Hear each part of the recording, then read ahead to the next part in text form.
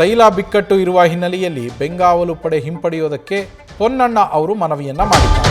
ತಮಗೆ ನೀಡಿರುವ ಬೆಂಗಾವಲು ಪಡೆಯನ್ನ ವಾಪಸ್ ಪಡೆಯಿರಿ ಅಂತ ಹೇಳಿ VS ಪೊನ್ನಣ್ಣ ಪತ್ರವನ್ನು ಬರೆದಿದ್ದಾರೆ. ಕೊಡಗು ಜಿಲ್ಲಾ ಪೊಲೀಸ್ ವರಿಷ್ಠಾಧಿಕಾರಿಗಳಿಗೆ ಅಂದರೆ ಕೊಡಗು SP ಅವರಿಗೆ ಈ ಪತ್ರವನ್ನು ಬರೆದಿರುವಂಥದ್ದು ಶಾಸಕ AS ಪೊನ್ನಣ್ಣ.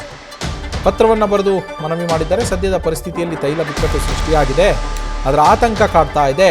ಹಾಗಾಗಿ ಪರಿಸರ ಮಾಲಿನ್ಯವನ್ನು ತಡೆಗಟ್ಟುವ ನಿಟ್ಟಿನಲ್ಲಿ ದೇಶದ ಆತಂಕ ಪರಿಸ್ಥಿತಿಯ ಈ ಸಂದರ್ಭದಲ್ಲಿ ಈ ಪರಿಸ್ಥಿತಿಯ ನಿರ್ವಹಣೆಗೆ ನನಗೆ ಕೊಟ್ಟಿರುವಂತಹ ಬೆಂಗಾವಲು ಪಡೆಯನ್ನು ಕಡಿತಗೊಳಿಸಿ ಅಂಥೇಳಿ ತಮ್ಮ ಪತ್ರದಲ್ಲಿ ಅವರು ಉಲ್ಲೇಖವನ್ನು ಮಾಡಿರುವಂಥದ್ದು AS ಪೊನ್ನಣ್ಣನವರು.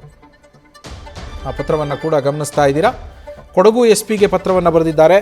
ನೋಡಿ, ಈಗ ದೇಶದಲ್ಲಿ ತೈಲ ಬಿಕ್ಕಟ್ಟಿದೆ. ಪ್ರಧಾನಮಂತ್ರಿ ನರೇಂದ್ರ ಮೋದಿ ಅವರು ಕೂಡ ಈ ಮಾತನ್ನು ಹೇಳಿದ್ದಾರೆ. ಹಾಗೆ ಪೆಟ್ರೋಲ್ ಡೀಸೆಲ್ ಮಿತ ಬಳಕೆ ಮಾಡಿ ಅಂತ ಕೂಡ ಹೇಳಿದ್ದಾರೆ. ಇಷ್ಟೆಲ್ಲ ಸಮಸ್ಯೆಗಳಿದಾವಲ್ವಾ, ಹಾಗಾಗಿ ನನಗೆ ನೀಡಿರುವ ಭದ್ರತೆಯಲ್ಲಿ ಏನಿದೆ ಅದನ್ನು ಕಡಿತಗೊಳಿಸಿ, ನನಗೆ ಕೊಟ್ಟಿರುವ ಬೆಂಗಾವಲು ಪಡೆಯನ್ನು ಕಡಿಮೆ ಮಾಡಿ, ವಾಪಸ್ ಪಡೆದುಕೊಳ್ಳಿ ಅಂಥೇಳಿ AS ಪೊನ್ನಣ್ಣನವರು ರಿಕ್ವೆಸ್ಟ್ ಮಾಡಿರುವಂಥದ್ದು.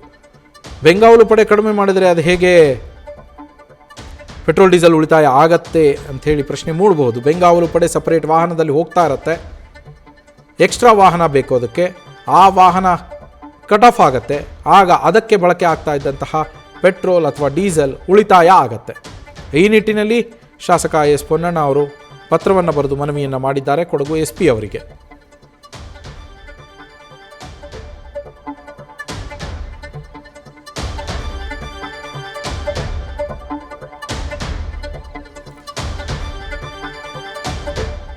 ದೇಶಾದ್ಯಂತ ಈ ಪೆಟ್ರೋಲ್ ಡೀಸೆಲ್ ಬಿಕ್ಕಟ್ಟಿನ ಹಿನ್ನೆಲೆಯಲ್ಲಿ ಪ್ರಧಾನಮಂತ್ರಿಯವರು ಕರೆಯನ್ನು ಕೊಡ್ತಾ ಇದ್ದಂತೆ ದೇಶಾದ್ಯಂತ ಈ ಥರದ ಘಟನೆಗಳು ಕಂಡು ಬರ್ತಾ ಇದ್ದಾವೆ. ಈಗ ನಿನ್ನೆ ಹೈಕೋರ್ಟ್ನ ನ್ಯಾಯಮೂರ್ತಿಗಳೊಬ್ಬರು ಸೈಕಲಲ್ಲಿ ತಮ್ಮ ಕರ್ತವ್ಯಕ್ಕೆ ತೆರಳಿದಂತಹ ದೃಶ್ಯಗಳನ್ನು ಗಮನಿಸಿದ್ವಿ. ಮೊನ್ನೆ ಸಂಸದರೊಬ್ಬರು ಸೈಕಲ್ನಲ್ಲಿ ತೆರಳಿದರು. ಇವತ್ತು BY ವಿಜೇಂದ್ರ ಅವರು ಮೆಟ್ರೋ ಪ್ರಯಾಣವನ್ನು ಮಾಡಿದ್ದಾರೆ. ಈತ AS ಪೊನ್ನಣ್ಣ ಅವರು ತಮಗೆ ಕೊಟ್ಟಿರುವಂತಹ ಬೆಂಗಾವಲು ಪಡೆಯನ್ನು ಕಡಿಮೆ ಮಾಡಿ ಅಂತ ಹೇಳಿದ್ದಾರೆ.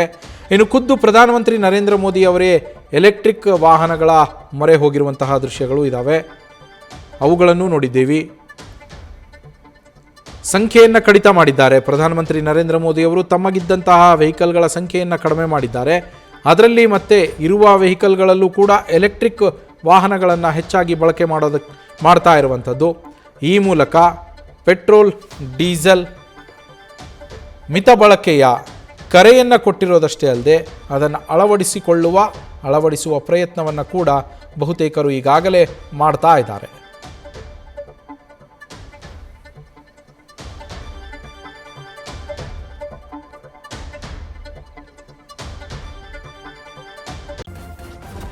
ನ್ಯೂಸ್ ಫಸ್ಟ್ ನಿರ್ಭೀತಿಯಿಂದ ನಿಮ್ಮ ಪರವಾಗಿ.